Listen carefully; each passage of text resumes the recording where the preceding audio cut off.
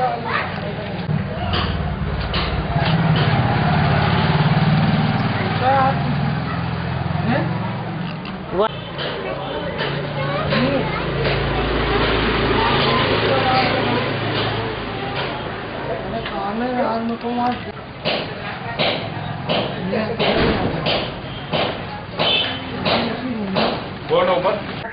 जैन संत पे हमला हुआ और इस तरह के हमले पहले भी कई बार हो चुके हैं, क्या कहना चाहेंगे आप?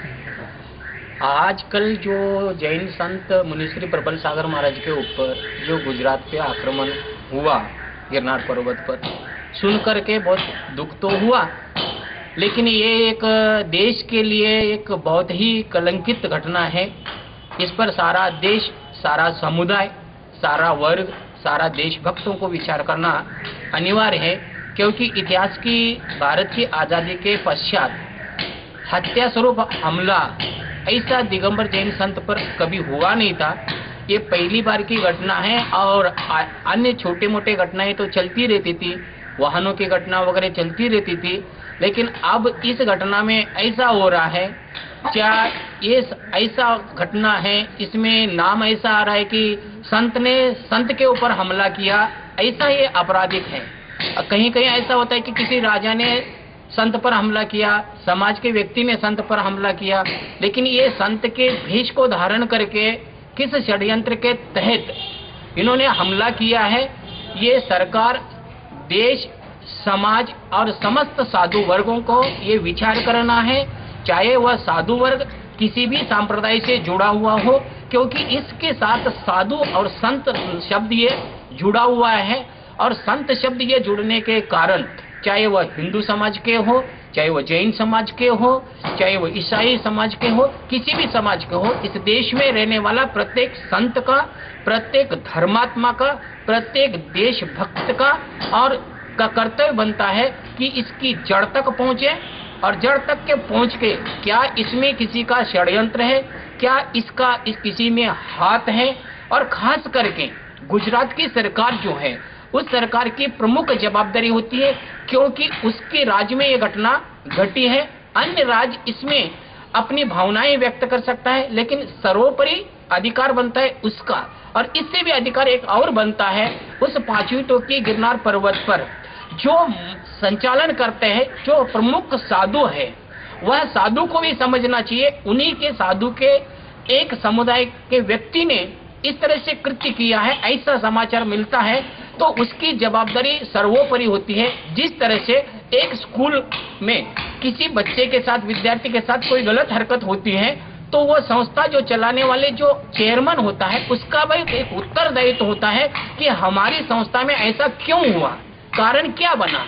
तो इसी तरह से उस संस्था में रहने वाले समस्त साधुओं का भी ये कर्तव्य बनता है, समाज के सृष्टि वर्गों का भी कर्तव्य बनता है कि येन केन प्रकारेण इसमें भेदभाव को भूल करके संत किस संप्रदाय का है यह महत्व नहीं है, लेकिन संत पर आक्रमण हुआ यह महत्वपूर्ण है, क्योंकि कोई भी संत समाज के कल्याण के लिए अपना ज्ञान प्रबोधन देता रहता है, लेकिन आज ऐसी विकृति आ गई, संत के भेष में भी हथियारे निकलने लग गए। ये हमारे देश के लिए आतंकवादियों से भी ज्यादा खतरनाक हो सकता है, और ऐसे संतों को ढूंढ के निकालना हम सभी संतों का ये परम कर्तव्य होता है।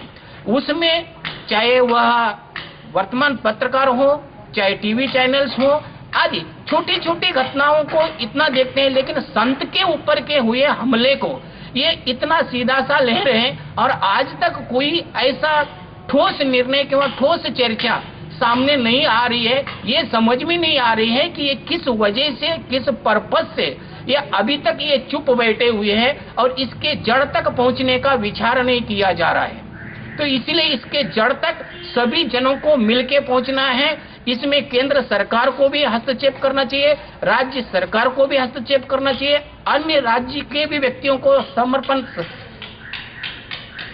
सहयोग करना चाहिए। और इससे भी अहम भूमिका यह है कि यह सबसे महत्वपूर्ण उत्तरदायित्व है गुजरात सरकार की और साधु संतों की, क्योंकि साधु संत एक समाज का ऐसी हड्डी, रीढ़ की हड्डी होती है जो चाहे वह ज्ञान के माध्यम से हर अत्याचार को मिटाने का सामर्थ्य रखते हैं, और संत की प्रति देशभक्ति के प्रति आज भी हमारे समाज में अनन्य असाधारण भक्ति और श्रद्धा संतों के प्रति है। संतों के चरणों में आज भी हमारा देश झुकता रहता है।